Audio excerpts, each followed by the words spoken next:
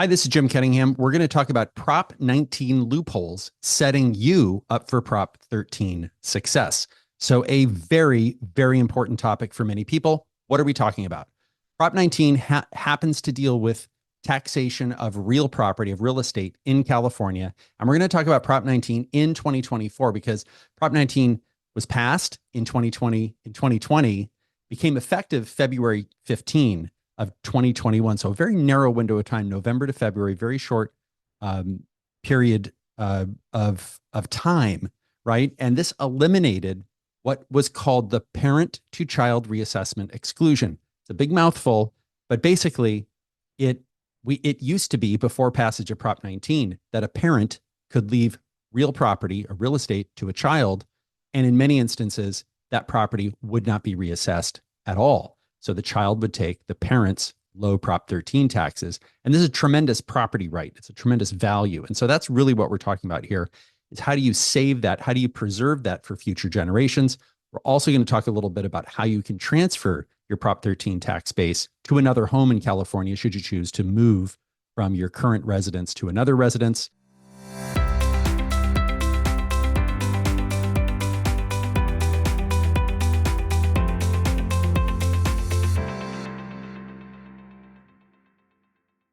It largely eliminated the parent to child reassessment exclusion within some narrow frameworks, right? Some narrow bands. The family home, the family farm, we'll talk about that.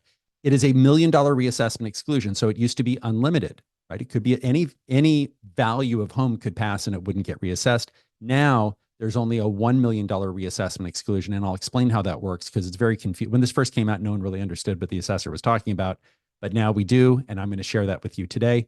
That $1 million exemption, by the way, has increased to $1,022,600, meaning now, because it's indexed to essentially the price of housing in California. And that happens to be for transfers between a narrow band of time, February 16, 2023 to February 15, 2025. So pretty complex. A lot of this stuff is handled in the background by the assessor in terms of the calculation, but it's good to know about it just to double check and make sure the numbers are right. And it's a whopping $600 and less in tax you're going to pay, not a whole lot, but money's money. And this limits the planning, or actually I should say about $226 in tax savings every year. This really limits planning to save Prop 13 taxes if there's a sale, gift, or death. And it's very important to understand that death is a change in ownership, and we'll talk about what that means. This allows that Prop 19, also the good stuff in Prop 19 allows a 3-time transfer of property tax base to anywhere in California. So what does that mean? Well, if you live in one county and want to move, you can sell that home and buy another home and take your Prop 13, your low Prop 13 taxes with you. So a real tangible benefit. And this is in addition to the prior law, which was Prop 60 and Prop 90, intra and inter-county base year transfers, which we'll talk about. Again, a lot of tax terms, a lot in there, but I'm going to help unpack this for you. So if you're watching this on YouTube, we're recording this live with a lot of people watching. But if you're watching this on YouTube, please subscribe to our YouTube channel. I'm Jim Cunningham. I've been an attorney for 30 years. I'm a certified specialist in estate planning, trust, and probate law. We have offices throughout the state of California. I'm a real estate broker, securities insurance licensed, and a pilot. I have about 1,000 hours, 1,200 hours in a Cherokee 6, for those of you who want to know. These are the lawyers in our firm. We are dedicated to all things creation, preservation, transfer, asset protection of multi-generational wealth. And that involves real estate necessarily, because a lot of our clients' wealth is in real estate, or it's a business, or maybe it's investments. We serve the mass affluent and help you keep from your money going in taxes or going to divorcing future ex-sons-in-law and future ex-daughters-in-law. Disclaimer, I'm a lawyer. I'm talking, when I say you, there's no attorney-client relationship. I am using these phrases, these words, so that as a human being watching this, you can understand this better. So do not do any of this stuff without adequate legal advice. And these are our office locations in Northern and Southern California. Let's start with a brief understanding of Proposition 13 and 19. What is going on? Well, understanding Prop 19, which passed in 2020, requires an understanding of Prop 13, which passed in 1978, and Prop 58, which passed in 1986. What are we talking about? Prop 13 passed in 1978. Basically, taxes were way too high. It amended the California Constitution. It rolled back assessments to 1975 levels from 78. And for those of you who lived through that, that was a period of rapid inflation, kind of like we just lived through, where you had rapid increases in property values. And it cut property taxes on average from 2.6 2.6%, which a lot of other states have, by the way, 2.6%, to a maximum 1%. And these assessed values can only go up 2% a year. And that's why if you've had a property for 40 or 50 years, your property taxes might be, your assessed value might be a thousand or 100,000, but the property value might be 2 million. And that's not uncommon to have these, 20x or 10x differentials on what somebody else who would buy that property, right? If you sold that and there was a change in ownership, and we'll cover that, what happens. So property is fully reassessed only when there's a change in ownership, death, sale, gift, or certain LLC transactions, and we'll cover those. So sometimes you can do something in an LLC that legally requires the property to be reassessed, but no one knows because it's on you to notify the Board of Equalization in Sacramento. So with LLCs, you really have to tread lightly, and we'll have some examples to follow here. So this is me in, I think, 1978 or so. I'm a Gen Xer. That's me, the little kid. If you're watching this on video, my parents bought a condo for $24,000. Now it's worth $600, and their property taxes are $650 a year because their property tax went up 2% a year. So 24,000 times 2% a year is a $65,000 assessment. So their property taxes are $650. Well, in the 1980s, an initiative was passed, Prop 58, that let the parents leave that property to children. So under the old law, I could inherit that property, and I would only be paying $650 a year in property tax. So pretty good deal. By the way, the car behind them was a 1977 Mark V Lincoln Continental, which I believe that is. I'd have to double check. But what if mom and dad sell the home to someone else? So this is a change in ownership. So they sell it to another family. The property doesn't change.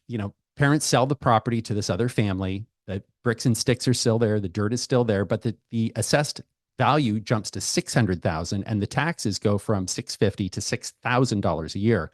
This is because there's a change in ownership. Now, this is very clear. If you sell the property to somebody else, that's a change in ownership, but there are some other transactions that are changes in ownership that people really aren't aware of. Is this fair that you would have somebody who's had the property a long time paying $650 versus the new buyer $6,000? We're not talking about fairness. We're talking about what the law is. So that's just the way it goes. What will your property tax be? We do have a property tax calculator on our website. There'll be a link in the notes here. But if you want to figure out, hey, where's my house and what will the property taxes be? We've got a helpful property tax calculator for you. Again, if you're watching this on YouTube, please subscribe to our YouTube channel. What is a change in ownership? So it seems pretty simple, right? Gee, if you sell the property, Jim, that's a change in ownership.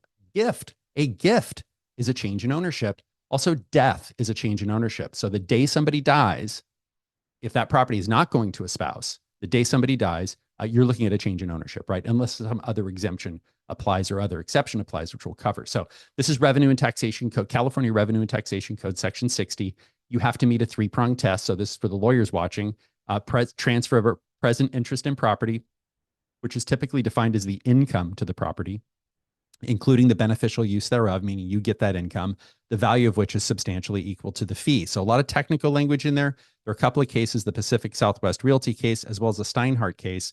And just something to bear in mind, if you make a gift of property to an irrevocable trust, where you retain what is called the limited power of appointment, and we cover this in other webinars, that is an incomplete gift. That is actually not a change in ownership. So if you're a lawyer watching this, you got to be careful on some of the planning strategies that you use, because sometimes you want to create a change in ownership, but sometimes it doesn't work. So examples: Owen sells Greenacre to Abel for $1 million, change in ownership. Owen leases Greenacre to Abel for a term of 20 years with 3 5-year options.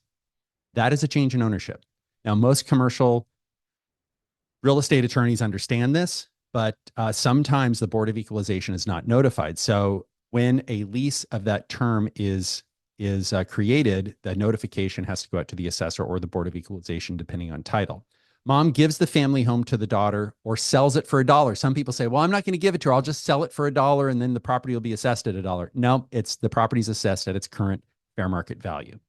So Prop 19 took away the parent-to-child reassessment exclusion. Bad, but it's good stuff in Prop 19. So Prop 19 allows you to transfer your low Prop 13 taxes to a new property 3 times, okay? This is very key because we're going to talk about another proposition where the rules are slightly different. even if the new property has a higher market value. So if you sell your residence and buy a replacement residence, even a more expensive one, the difference in market value is added to your assessed value. So if you buy a home that's $100,000 more than the home you're selling, that $100,000 is added to your assessed value. So your taxes go up about $1,000 a year. So under Prop 60 and 90, which we'll talk about in a few minutes, that is not the case. You cannot buy a higher valued home.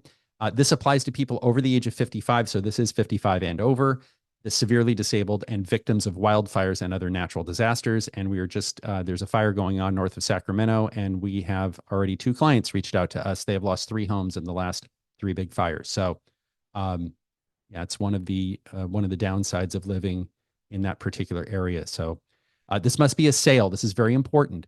How do you transfer your tax base? If I'm living in my property in LA County and I move to my property in Sacramento County, if I just move, but I don't sell the LA County property, can I move my tax base? No, the way the form reads is that there must be a sale.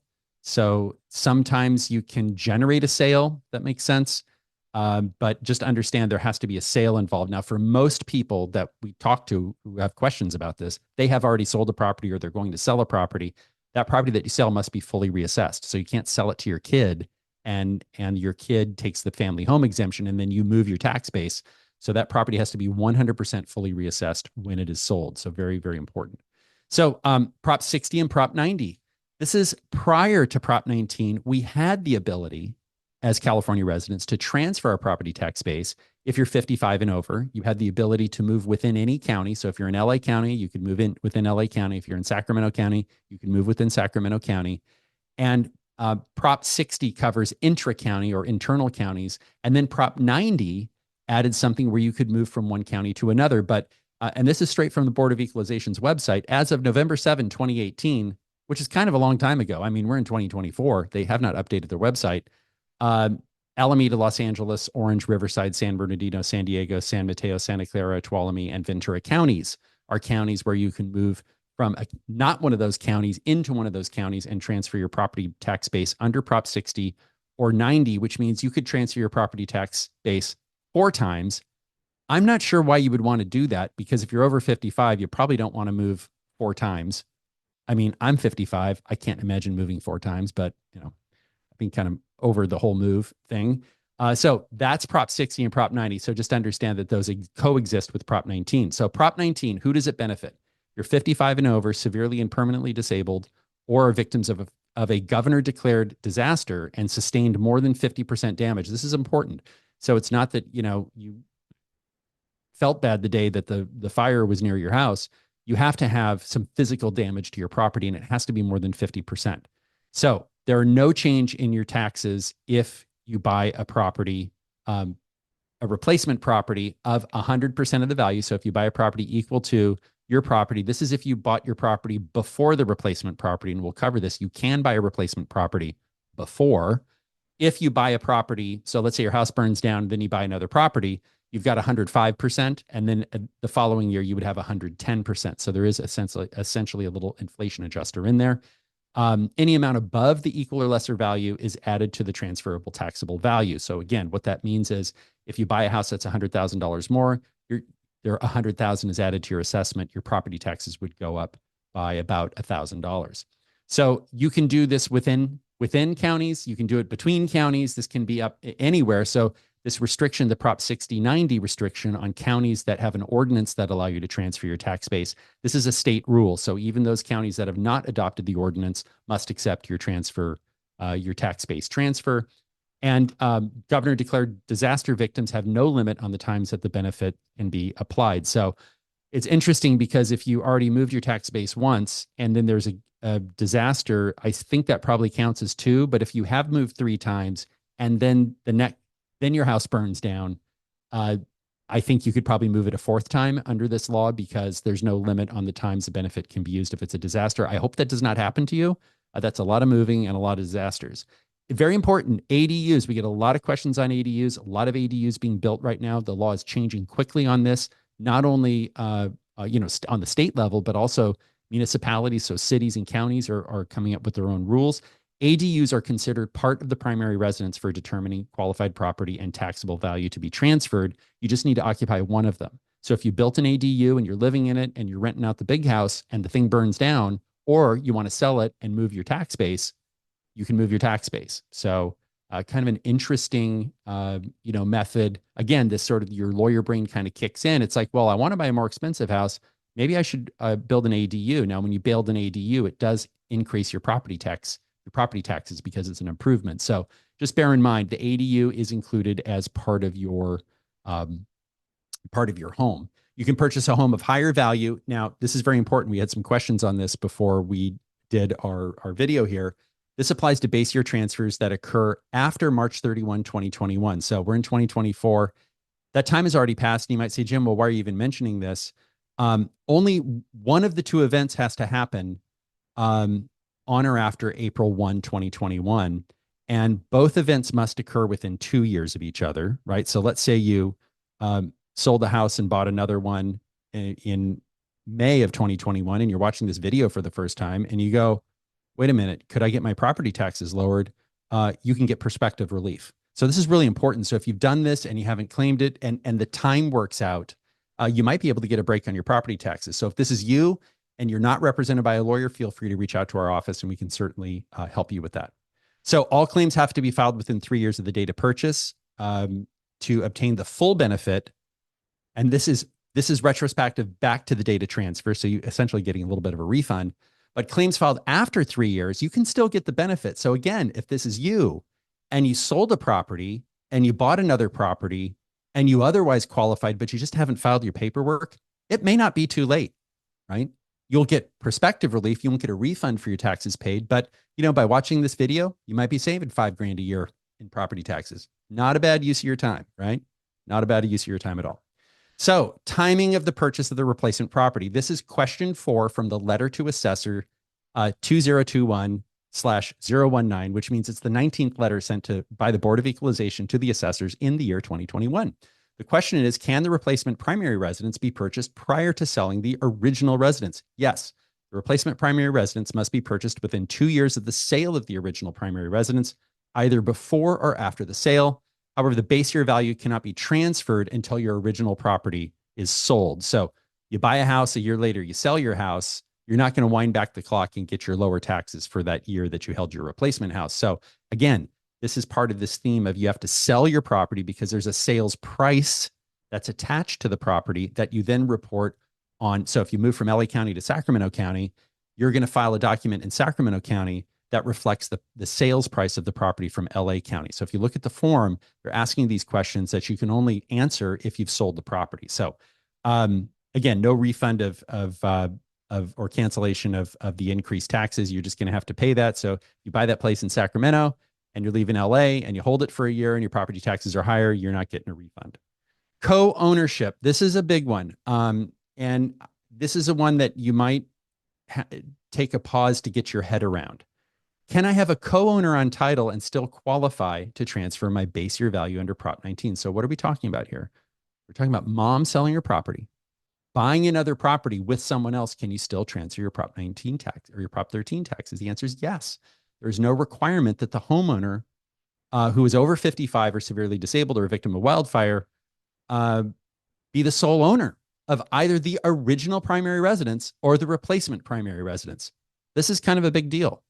And I think this opens the door for a significant amount of planning when it comes to transferring a property tax base.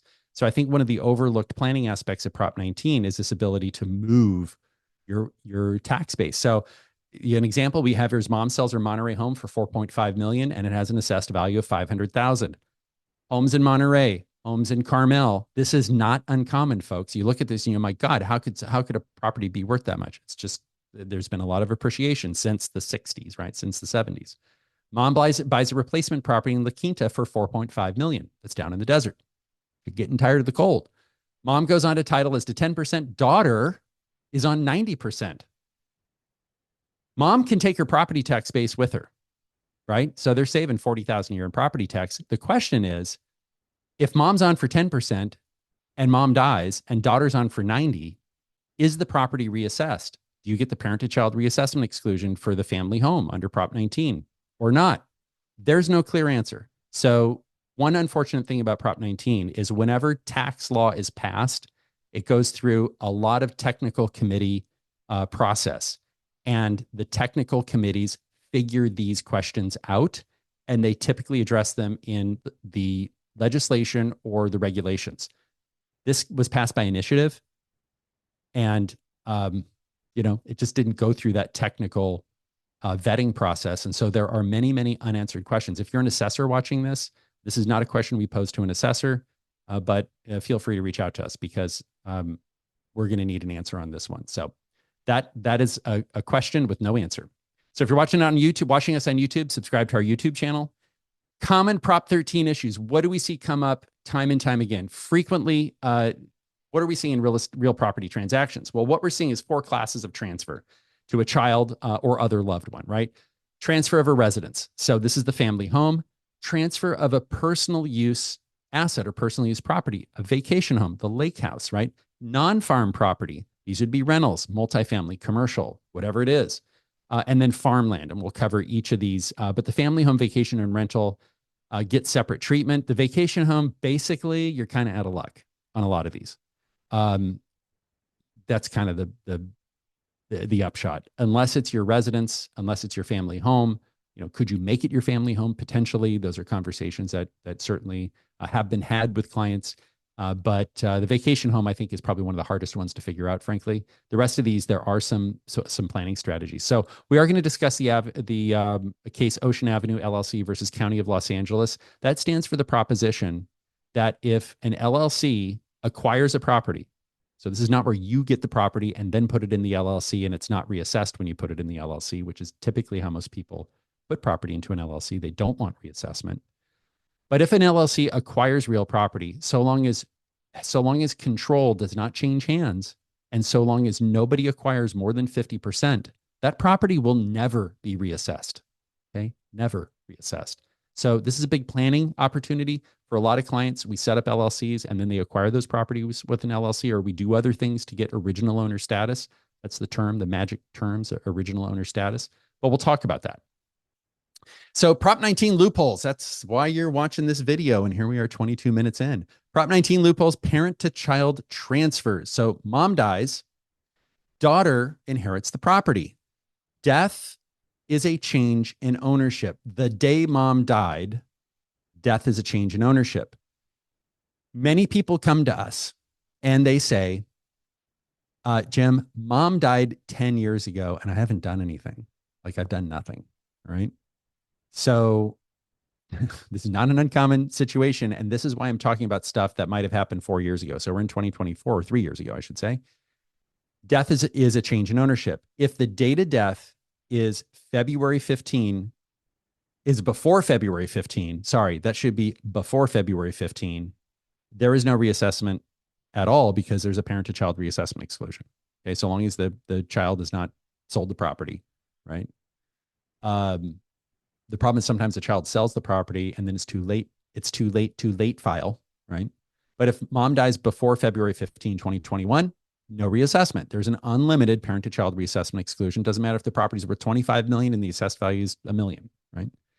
If the date of death was February, this should be February 15 to February 15th of 2020. February 15th. So if you're watching this on YouTube, just ignore these numbers. If it's February 15 or February 15 to February 15, you have $1 million reassessment exclusion. And I'll give you an example of how that works. And if the death was 2023 or later, under current law, it's $1,022,600 reassessment exclusion. So why am I going into this? I'm going into this because if it's your parent that's passed away, it matters when that parent passed away because different laws apply when the parent passed away. And even after passage of Prop 19, these numbers, they're different every couple of years. So what is, if mom dies before February 15, 2021, daughter files a claim for reassessment exclusion between parent and child. It is a BOE form 19, I believe it's AB. I think we've got it in here, but they've redone the form. So broadly speaking, it's a claim for reassessment exclusion between parent and child. No reassessment of mom's residence. There's no requirement for daughter to live in the home. There's another big important one. No requirement for the daughter to move in. No hard time limits. Late filing's okay, but you do pay higher taxes in the interim. So they will retroactively reassess you if you've gone past the date and you have not received a notice from them that, hey, your mom's passed away and you need to file your documents. So there's some other rules in here, but just understand if literally nothing's happened and your mom's name is still on the property tax bill, you're going to need legal advice because it's a very delicate situation and you can step in it pretty quickly. So, if mom dies February 15th, 2021 to February 15th, 2023, if mom is eligible for homeowner's exemption, and you can only have one homeowner's exemption, certainly if you're single, you can only have one. If you're married, there is an example with the Board of Equalization where one spouse worked in Soda Springs, which is on the way to up Highway 80, on the way to Tahoe, and the other client, I believe, worked in the Bay Area or Sacramento, and they had two residences, but a person had to work. Basically, the commute was too far, so they allowed them two homeowners exemptions, but it was tied to work and it was very fact specific. But broadly speaking, you get one homeowner's exemption whether you're single or married. Just go with that. Go with that thought. The daughter must be eligible for the homeowner's exemption within 1 year of the change of ownership, which means she's got to live in there, right? She's got to start living in the house. Title must be vested in the daughter within a period of time. You complete and file your BOE 19P, which is parent. So BOE is Board of Equalization, 19 is Prop 19, P is Parent to Child Reassessment Exclusion, and it's $1 million reassessment exclusion from 21 to 23, and then a little bit more after February 15, 2023. Mom's house has, so just when clients call in or people call in and they have questions, just understand that if mom's home this should have a market value of 900,000. There's no reassessment because if the home has a market value of 900,000, all other things being equal, it's less than $1 million. You're not going to get reassessed, but the daughter does have to live there. If mom's home had an assessed value of 600,000 and a dated death value of 1.5 million, there's no reassessment because the difference is less than $1 million. All right. So I'm walking you through what's going on. So if mom's home has a market value of under $1 million, you're okay. If the difference between the assessed value and the market value is less than $1 million, you're okay, provided you file your paperwork and you get in there on time. So a lot of people call us and they say, mom's condo is assessed at 100,000, it's worth 600, and I'm living with mom and I'm going to live there. Yeah, as long as you file your paperwork, you should be okay. If mom has an assessed value of 200,000 and a dated death value of $1.5 million, so 200,000 plus $1 million is 1.2 million. The difference between 1.2 million and 1.5 million is 300,000. That means 300,000 of the property will be reassessed. So your property taxes go up 3,000 or more a year. So a tip on here is look at your property tax bill for your assessed value and do the math. Look at Zillow, ask your neighbor. You might know what your house is worth just because what other ones are selling for in the neighborhood. Kind of get that idea. Look at your assessed value because the assessors go off of market value, right? And if that's more than $1 million, then you might have some issues. You might need to do some additional planning or not, right? The juice might not be worth the squeeze, as we say. So again, the same rules apply whether it's a gift, sale, or death, and selling something for $1 does not get you around those rules, unfortunately. So we're talking about parent to child, and one question is, what is a child? California has a very expansive definition of child. So it's a child born of the parent, except a child who's been adopted by another person. A stepchild, while the relationship of step-parent and stepchild exists. If it ceases existing after the transfer, I don't really know. I don't know. An in-law child, while the in-law relationship exists. Child adopted by the parent pursuant to statute, other than an adult adoption. So if you're over the age of 18, so if you're thinking, yeah, I'm going to leave my estate and my property to my friend, I'll just adopt my friend as my kid. It doesn't work that way. That person's over 18. And a foster child of a state licensed foster parent. So a very broad definition of child. What is a family home? So we're talking about the family home. So what we're talking about here is, mom or dad living in the property and they die and it goes to one of the kids. So what is a family home? What's a change in ownership, right? What filings are there? So this must have been the principal residence of the transferor of the parent must continue to or become the principal residence of the transferee, the child, within 1 year of the date of the change in ownership. And for death, it's going to be when mom or dad died. You're going to have to move into that home within a year. If it's sold or gifted, It's the date of recording of the deed is presumed to be the date of transfer. Now, it's very interesting because this is not the requirement under state law for a valid deed. A valid deed is signed by the grantor, acknowledged before a notary public, and delivered to the grantee, right, to the person receiving the property. Nothing about recording to be a valid deed. However, the assessor, it is presumed to be the date of recording because that's when the assessor finds out about the transaction, right? If you sign a deed and give it to your kid and the kid doesn't do anything with it for 10 years, the assessor doesn't know there's been a change in ownership. So again, it's differences in federal tax law, federal gift law, changes in ownership. I'm not trying to get cute here. What I'm just trying to say is different laws apply with different agencies, whether it's the federal government or state, whether it's the assessor, whatever it is. They look at things differently, and it's very important to know how they look at these things. So if the property is inherited, it's the date of death is the change in ownership, and you must file your homeowner's exemption within 1 year of the date of transfer. And if it's filed after that date, if you blow the deadline, then you get prospective relief only. So this is like if you haven't sold the house, if you've inherited a house, you're like, I didn't really tell anyone, but I need to fix all this stuff. Yeah, there's a process you can go through. You can get prospective relief, but you might have a bit of a single tax bill in there. Must have been the principal residence. See, that's when to file. So do you file your BOE 19P or your BOE 19AH? I don't want to drive you nuts here, but it depends on if it's a pre-February 15, 2021 transfer. So, and the reason February 15 and 16 there's a little bit of conflation there or confusion.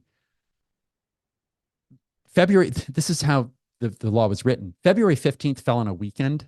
So by law, the deadlines are extended out till the next business day. So whoever wrote this legislation didn't even look at the calendar to figure out that February 15th was a Sunday. I mean, this is like how, poorly drafted this was. So pet peeve of mine, pet peeve of pretty much every lawyer who deals with this. So the transferee has to file a form that's a $175 filing fee and has to be within a year in order to get retrospective relief, in order to have it go back to the date of death. If you miss that filing date, prospective relief may be available. And if it's not filed in 3 years, then you can still get it, but you're going to have to pay a little bit of tax. Okay. How many times can you do this? Great question. How many times can mom give her family residence? As many times as you want. This is from question 10 from the letter to assessor 21008. Parent sells the family home to his oldest child and purchases a smaller home, which becomes parent's family home. After a few years, this home is too large and parent sells this smaller home to parent's middle child. Subsequently, parent buys a condo, which becomes the parent's new family home. As long as both children meet all qualifications, both transfers qualify for the intergenerational transfer exclusion. What about the homes you already own? What if mom and dad have a family home and then they have another smaller home that's a rental and another smaller home that's a condo, and they kick the tenants out and they move in and they put their homeowner's exemption on? I could see if you did this over time, you might be able to get those properties to your kids, and you might have to move into them, right? Or move in with your kids. But this is a strategy. And this is from the horse's mouth, right? This is from the Board of Equalization. So again, this is one of those loopholes, right? That you are hoping to learn about. So multiple children own a home. My mother and again, question 16 from letter to assessors 21008, 2021, the 8th letter. My mother transferred our family home to me and my sister after February 15, 2021. I moved in and lived there as my principal residence for the past 2 years. I recently got a new job. If my sister moves into the property and lives there as her principal residence when I move out, will the exclusion apply? Yes. As long as the property is a family home of one of the eligible transferees, the property can qualify for the exclusion. So very interesting, because mom transferred the property to the person who posed the question and a sister. So they own it 50-50. So as long as that is occupied as a family home, then there is, then you're good to go, right? What happens when it's no longer the family home? Under Prop 19, if I inherit my parents' family home and move into it and establish it as my family home, so you follow all the rules, must I live in the home continually to receive the intergenerational transfer exclusion? What happens if I move somewhere else? So what happens if you move somewhere else, you rent the property out? Key here is you notify the assessor, which is what you're supposed to do. If that is not, because you only have one homeowner's exemption, if you're renting that property out, that homeowner's exemption, you can't have that on your house, right? Because it's not your home, it's a rental property. And the answer is the family home qualifies for the exclusion as long as it's the family home of an eligible transferee. Very, very important, of an eligible transferee. Thus, if you move out of the family home and it no longer qualifies for the homeowner's exemption, the property no longer qualifies for the exclusion. And you look at letter to assessors 22012, discusses the mechanics of how to increase the taxes. So very important. Prop 19 allows you to, in many instances, not have your taxes go up, but that has to remain the family home. The prior law, prior to 2021 or prior to February 15, 2021, did not have this restriction. So very important to understand.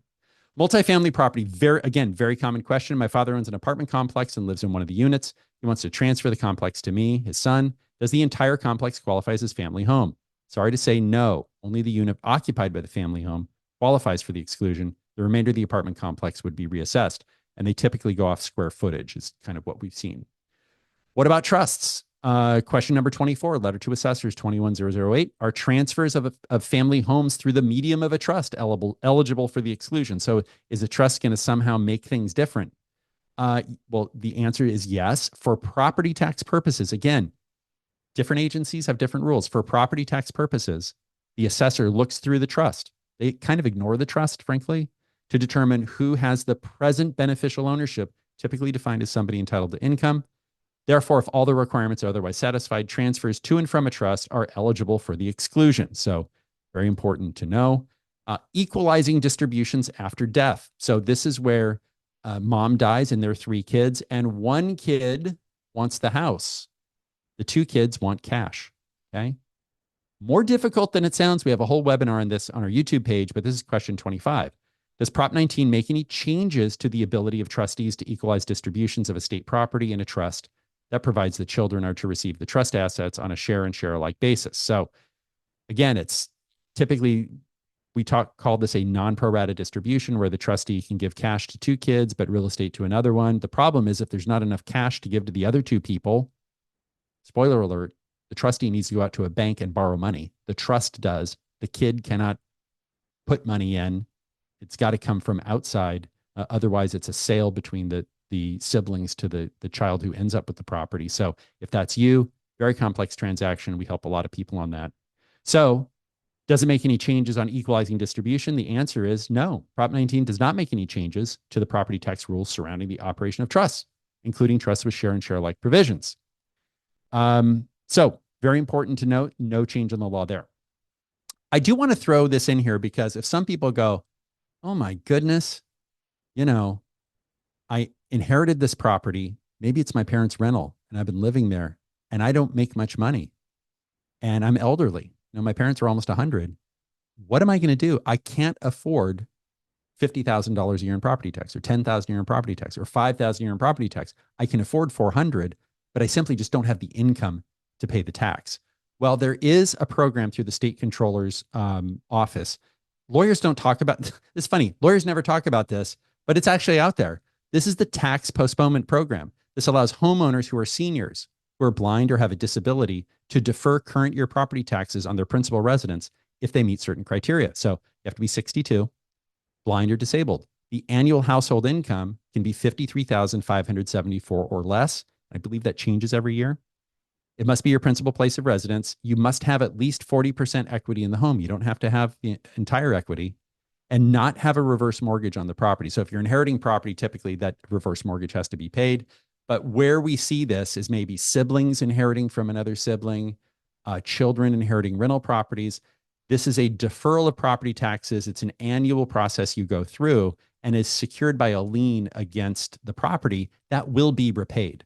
But if this is you or someone who's, they're singing the blues about they inherited this property and their taxes went up 10x and they simply can't afford to keep the property, this may be a way out if that person is low income.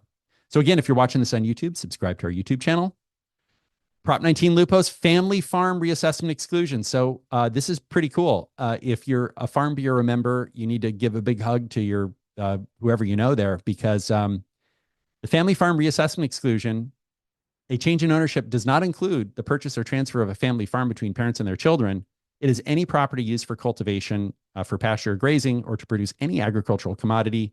And it's all plant and animal products produced in California for commercial purposes. So flowers, if you're watching this, there's flowers that qualifies, right? It's a commercial flower operation. This applies separately to the transfer of each parcel. So it's not just like the family farm, but every single parcel gets this $1 million or $1,022,000 reassessment exclusion. And if it's many parcels comprising one farm, it's on a per parcel basis. So and the Farm Bureau really pushed hard on this when Prop 19 was passed. And I was in those meetings during COVID with the Board of Equalization, and really smart people. And if you're watching this, thank you, because this is really helping out a lot of families. But here's where you have to pay attention to this. Mom and dad own a family farm of 8 parcels with 40 acres each. Each parcel is worth 1.1 million. Now, it might be higher than that, might be lower. I'm just making this stuff up. Each parcel is assessed at 100,000. It's 8,000 a year in property taxes. The exemption is 1,022,600 currently. The 8 parcels go to the kids, no reassessment, because the parcel is the assessed value is within the exemption. So the $100,000 assessed value and the market value of $1.1 million is within the $1 million exemption of $1,022,000. So there's no reassessment. And if there's a family home on it, it falls under the family home exemption, not the farm. So if you've got a house with 40 acres, that's going to come under the family home, if in fact it is the family home. So you can't opt between farm or home. So that's an interesting, and that was a question we had when Prop 19 passed. If you happen to have a family home and you're growing commodity crops, can you get the farm exemption? The answer is no. What about if mom owned a family farm that is a single parcel of 320 acres? Same farm, one parcel. The property taxes jump $69,000 a year. If you're a farmer, you need to pay attention to this. Okay. This is a big deal, right? And this is where we kind of get granular. This is why we need to see your property tax bills. So those of you who do Prop 19 planning or Prop 13 planning with our firm, we're going to ask you for those property tax bills because we have the data that we need in order to adequately advise you. So let's talk about some what is basically a loophole. This predates Prop 19. This is the co-tenancy exclusion. I'm very excited to talk about this because we have a little bit of movement on this. So nephew moves into the home to help take care of auntie, and the home is nephew's residence. Auntie adds nephew as a joint tenant. You add someone as a joint tenant, there's no reassessment. Now, it might be a gift.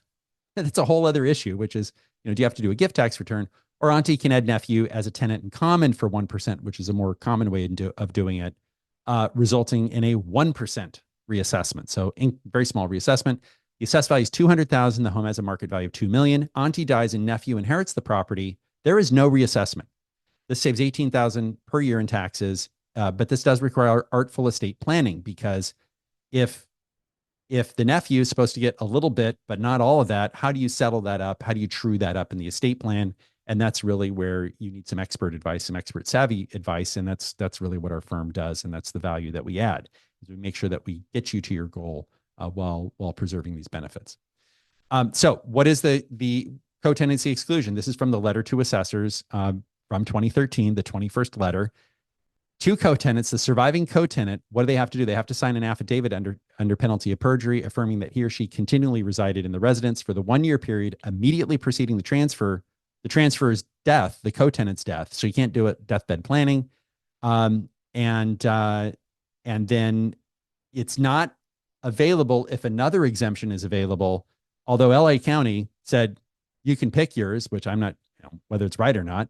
But San Francisco County, as we'll see, allowed us to use a combination of both. And this is a real world example, very recent. Dad owns home with an assessed value of $500,000 and a fair market value of $5 million. When dad dies, the property taxes go up $45,000. That's a lot of money. Dad adds son as a 1% co-tenant. Dad owns 99%. Son resides at home with dad. If you think about this, it is not uncommon for a child to reside with an aging parent in the home. We see that a lot, right? Dad doesn't want to leave. He's elderly. He's like, I'm otherwise fine. I can stay. I just need help. And the son's like, well, I need some help. And in any area where properties are $5 million, those are very expensive areas to live in.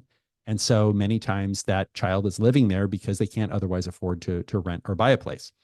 So dad and son are on title for at least a year. Son files then dad dies. Son files the appropriate and timely documents with the assessor to report the death. So what ends up happening is, at least the result in San Francisco County, was that son got the first reassessment exclusion, the parent to child family home reassessment exclusion. So there's this requirement that you live there. And then the balance of the 3.5 million fell under the co-tenancy exclusion.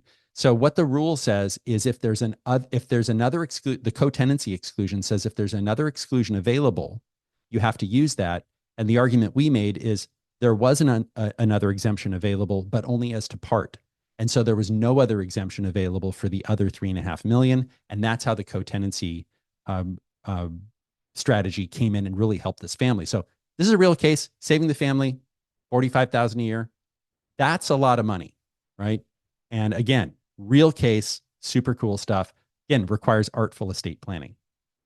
Let's talk about using LLCs. I will say, before we get too far into LLCs, there's a lot of talk about LLCs and how great they are, which I'm a fan of LLCs. Sometimes they're overused, sometimes they're abused. And we're going to talk about the step transaction doctrine. This is real. So please pay attention to this. If you're thinking about putting property into an LLC, you really do need to understand these rules, at least on a fundamental level. I would say, if you're going to buy business property, this is not a residence or a personal use asset, right? A vacation home. Now, some lawyers will say, Jim, you can go ahead and put a home into an LLC. I think it's a personal use asset. It's not a business. I don't think it should be in an LLC. I'm just kidding. That's my legal opinion. And that's typically what we talk about with clients, if in fact it is a personal use asset. So, but if you're buying a rental property, commercial, residential, industrial, really consider buying it with an LLC. Now, it's kind of hard to buy something that's 4 units or less with an LLC. If you're using a residential realtor, it kind of blows some realtors' fuses. So that can be a little challenging, but certainly if you're buying commercial, industrial, or multifamily, most people are buying these with LLCs anyway. They're not buying them in their individual name. But many times, if the property is reassessed when the property is put into the LLC, which would happen with a purchase, that LLC becomes what is called an original owner. And we talked about this a little bit earlier. It's originally purchased by the LLC or reassessed when it goes into the LLC. That property might never get reassessed if it's done correct. And that's where the Ocean Avenue case comes in, which is Ocean Avenue was the original owner of the Fairmont. Michael Dell put together a consortium of his wife and kids. And instead of Michael Dell buying the property from the LLC, Michael Dell bought the shares of the LLC. So do you see the nuance there? Instead of buying the bricks and sticks and the dirt of the Fairmont in Santa Monica, he bought some pieces of paper, right? And some pieces of paper attached to an LLC, and the property was owned by the LLC. This was a knockdown drag out with the county of LA. The county lost. The court even ordered the county to pay Michael Dell's legal fees. That's how badly the county lost. Okay. But this is solid law. As long as there's no change in control, right? Which we could talk about for an hour and what that means. As long as there's no change in control or nobody acquires more than 50%, then that property can never be reassessed, right? Can, meaning in the sense of it can just go on and on and on, and you will never have a reassessment if you pay attention to it, right? So very, very important. It's only when you tip over 50% ownership that you will be reassessed or there's a change in control on an original owner. Now, if you have a property and you put it into an LLC and the property is not reassessed when it goes in the LLC, you have different rules that apply, okay? But by the way, a lot of people are talking about Measure U, the mansion tax in LA. And that's just the latest one because Oakland has them. Oakland has similar measures. San Jose, San Francisco. Other cities have, 4, 5, 6% transfer taxes. San Francisco, 6% over 25 million. And if there's no change in ownership, there's no documentary transfer tax. So can this get around Measure U? I think if there's no change in ownership, if it's structured properly, yeah. But again, you're going to need that original owner status. So again, if you're thinking long-term about real estate, how do we best position this? I really look at an LLC, but you got to do it right. So Baker creates Elm Street LLC. Elm Street LLC then buys 789 Elm Street. 20 years later, Baker sells the shares of Elm Street to Charlie, Delta, and Echo, each of whom acquire a third interest. No change in ownership. No one's taken control. The three partners buy it. That's kind of what the Ocean Avenue case was about. 49% is better than zero, meaning 49% savings is better than 0% savings. When people sell or give or die with real property, it's a change in ownership. So transfers between spouses or registered domestic partners are statutorily not a change in ownership. Lifetime joint tenancy transfer, not a change in ownership if one original joint tenant's on title. So if my wife and I are on title as joint tenants, we convey that property to me, my wife, and my 3 kids as joint tenants. That deed does not result in a reassessment. Now, it might result in a gift, but not a reassessment. It might have some negative capital gains tax consequences, but that's just specifically on the. So what I'm saying is I'm not recommending that as a tax avoidance strategy, because when somebody dies, you're getting reassessed. Okay.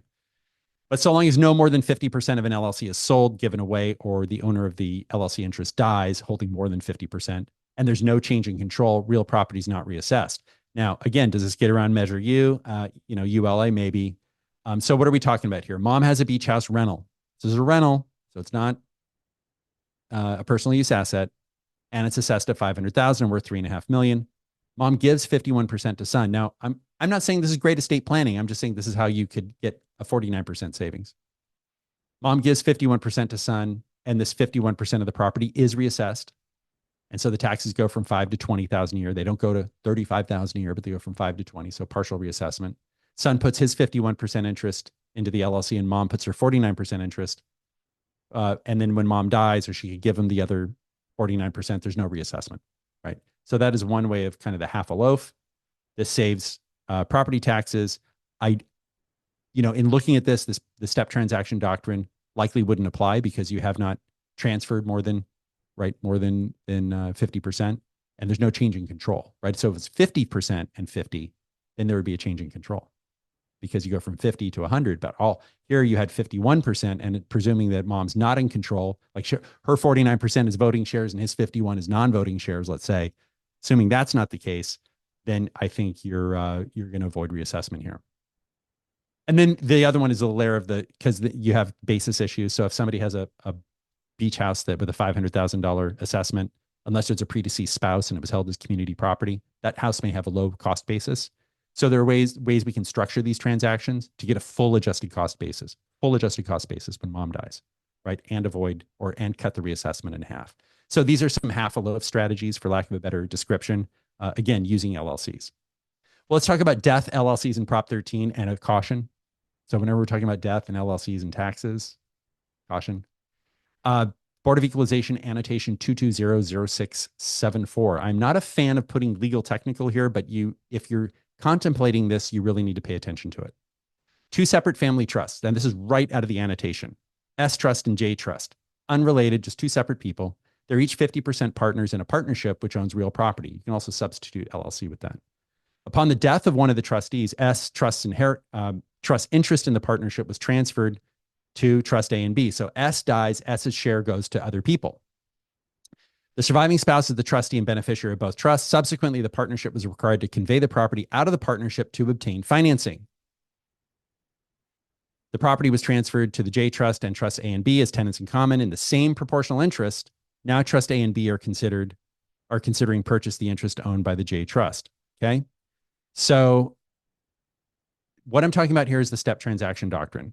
This allows the assessor to completely disregard, for tax purposes, a series of steps utilized to effectuate a transfer of property when the facts suggest that the transfer might have been accomplished in fewer steps and that the purpose for using these steps was to avoid a change in ownership, right? So if the facts indicate that the transfer out of the partnership was motivated solely by the lender's requirement, which is very common, many lenders say, I'm not lending to an LLC. You got to take that property, put it in your own name, and get a loan in your own name. So that has to be a lender requirement. If that's the only reason the property came out of the LLC and not some other reason, then the step transaction shouldn't be applied. Okay. So again, going back to our mother's son analysis, could the assessor's office impose the step transaction document? Yes, we don't see it in that situation when it's 49% typically. But this is really client beware, buyer beware, actor beware, LLC beware. The assessors routinely compress these transactions and reassess the property. So this comes up in question 27 in the letter to assessor. And this is very important because this is specific to Prop 19. This is a letter to the assessor after passage of Prop 19. Does the step transaction doctrine apply to transfers between parents and children when a transaction is structured in a series of steps using a legal entity in order to use the intergenerational exclusion? Now, this is important because before Prop 19, there was this uncodified note in Chapter 48 of the Statutes of 1987, right, that prohibited the application of the step transaction doctrine to a series of certain transfers of real property between parents and children using LLCs or partnerships, for our purposes, LLCs. Now, that was the law before passage of Prop 19, but the position that the Board of Equalization has taken is that similar provisions are not part of Prop 19, and therefore the step transaction may be applied to such transfers. So I would say if it was risky before, it's even riskier now, right? So really tread lightly on this. This is not something to take lightly. There are a lot of people talking about a lot of stuff online out there in the ether. Just be aware that the people that work at the assessor's office know the rules. They aggressively pursue the step transaction doctrine. And this is something that you really need to investigate quite deeply, okay? But here's kind of an interesting idea here with the family-owned LLCs. Abel and Baker are married, and they've got 2 children, Charlie and Delta. Abel and Baker own Whiteacre, held in Whiteacre LLC. Shocker, right? So Whiteacre LLC. Baker dies and leaves Baker's half of the LLC to Charlie and Delta. Now, Abel, Charlie, and Delta remove Whiteacre from Whiteacre LLC because the lender requires them to refinance the property following the death of Baker. Not uncommon when you have a borrower die. Sometimes that accelerates the note. It depends on what the terms of the note say, right? We don't know. Maybe Baker was the sole person on the note, right? But a death, many times, death can be considered a default, and therefore the note is due. They convey Whiteacre to Abel, Charlie, and Delta, 50, 25, 25, same proportional interest.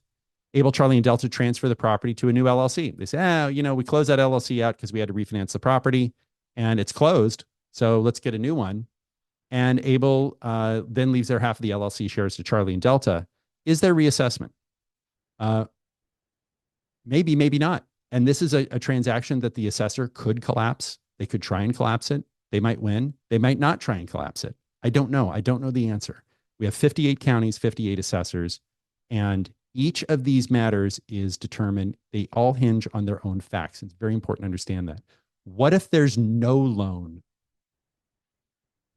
The example they gave in the assessor's materials, the Board of Equalization, is the presence of a loan. A lot of our clients have loans on their property. I'm just talking about examples. These are hypotheticals. This is not legal advice. Obviously, this is not go out and do, but I think you can understand, having seen all of this, how complex this is. And, you can't go back and change the beginning. As I said, you can't change the past, but you can start where you are and change the ending. So you can't start the beginning, but you can change the ending. Words of wisdom from C.S. Lewis.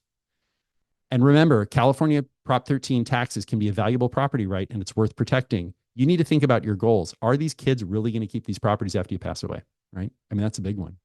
It's not easy stuff. Absolutely not a do-it-yourself project.